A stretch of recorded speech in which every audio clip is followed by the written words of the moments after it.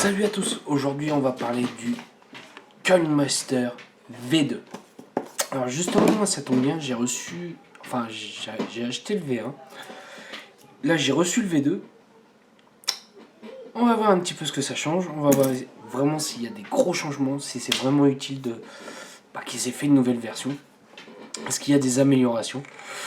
On va voir tout ça ensemble. Donc on va voir ça tout de suite en gros plan. Allez, à tout de suite en gros plan. Donc nous voilà en gros plan. Alors on peut voir que les deux boîtes sont complètement identiques par rapport au premier, à part juste la petite image. C'est tout ce qui va changer.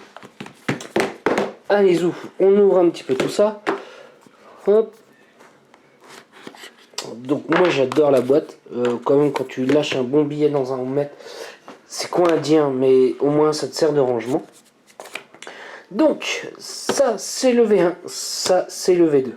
La boîte ne change pas, on a toujours les mêmes accessoires. Alors moi c'est un tout petit reproche que je peux avoir, c'est qu'il y a des pinces qui sont fournies et les pinces sont pas si géniales que ça. Enfin pour accrocher c'est pas le top. C'est pas le top. Donc allez-y. Les beaux boîtes, on les met sur le côté et on va voir les deux mètres, les différences qu'ils peuvent avoir.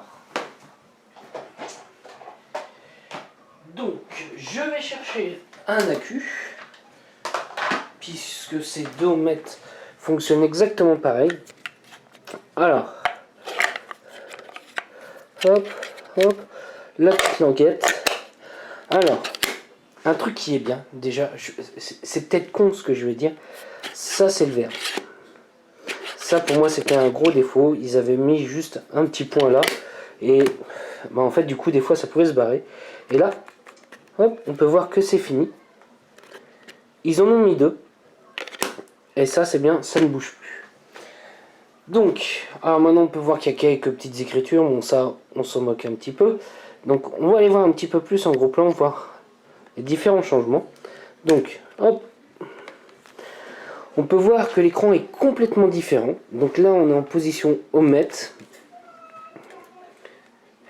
Là on est vraiment que sur un truc avec des chiffres. Et là on est sur un petit écran différent. Donc hop, là on va aller voir la valeur de l'accu. Et ça nous le fait pas. Ce côté-là, on ne pouvait que shooter avant. Que là, ça nous permet de savoir l'accu qui reste à l'intérieur. Ça peut être pas mal pour quand on a des accus qui commencent à être en fin de vie, ce genre de choses. Ça nous permet de savoir à combien il est rechargé alors que notre chargeur dit qu'il est chargé complètement. Ça, c'est un petit plus. Les améliorations aussi, c'est au niveau de ce bouton là. Alors ça reste le même visiblement. Par contre sur celui-ci, des fois j'avais quelques petits ratés. Hop, quand on allait trop vite, des fois j'avais quelques petits ratés. Là sur celui-ci, j'en ai plus. C'est fini. Voilà, moi c'est le gros changement que j'ai pu voir. C'est surtout au niveau de l'écran. Sinon il fait exactement les mêmes fonctionnalités. On peut toujours brancher tout ce qu'on veut avec. Pour moi c'est un bon mètre avec des bonnes petites améliorations. Donc je vais peut-être pas forcément aller plus loin parce que si vous voulez savoir comment ça fonctionne et tout ça, vous pouvez aller voir ma première vidéo et vous saurez exactement à quoi ça, comment on peut s'en servir, des choses comme ça. Donc je vous laisse aller voir l'autre vidéo. Allez, on se revoit tout de suite en plan large pour dire un petit peu ce que j'en pense. Donc voilà le gros plan qu'on a pu faire ensemble. Comme je disais, si vous voulez vraiment voir toutes les fonctionnalités, allez voir ma première vidéo. J'ai vraiment tout expliqué. Je pense pas que pour une V2 il faut faire toutes les manipulations. Je pense pas que ça soit nécessaire. Vaut mieux montrer les points qui ont été améliorés.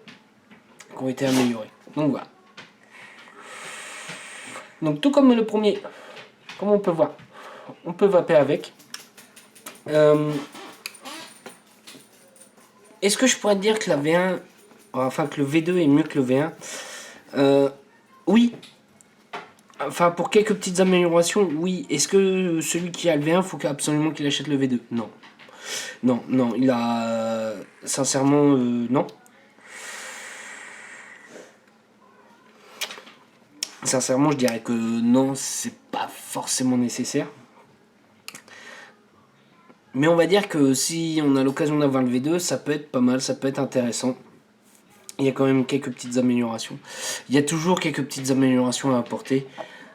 Juste pour les pinces, pour moi c'est un petit point noir, c'est les pinces sont pas si géniales que ça. Par contre, le fait de pouvoir vaper avec, et pouvoir shooter avec, moi je trouve ça pas si con que ça. Ça permet d'éviter pas mal de manipulations. Il faut savoir aussi, c'est qu'avec les deux pinces, comme j'avais expliqué sur ma première sur le V1, c'est qu'on pouvait accrocher les pinces au col qu'on n'a pas encore installé. Donc comme ça permet de voir comment il chauffe, s'il n'y a pas trop de diesel et tout ça. Ça, c'est pas mal. Ça, on pouvait pas avant shooter avec. Maintenant, on peut shooter avec les pinces. Puis voilà. Vous avouez, c'est peut-être con à dire, hein, mais t'es en panne d'accu et tout ça, il t'en reste plus qu'un seul. T'as une box de 2 accus. Et là, tu mets dedans. T'es pas emmerdé avec. Ça peut être un truc de secours. Voilà, c'est. Voilà. Est-ce que je recommanderais ce petit thermomètre? Oui, je recommande très fortement parce que le mien, comme je disais, j'en avais marre d'acheter des thermomètres à pas cher où je mettais 10-15 balles et ça me faisait 2-3 mois parce que soit il lâchait, soit il grillait, soit il donnait une valeur, pas une bonne valeur. Là, l'avantage avec celui-là, oui, le verre est toujours en vie. Oui, il me donne toujours des bonnes valeurs. Et ouais, il me semble costaud, voilà. Il me semble costaud. Allez, voilà. Je vais pas faire 10 minutes de long sur un omelette, ça sert à rien. Sur ce, moi je vous souhaite une bonne journée, une bonne soirée ou un bon week-end. Salut à tous.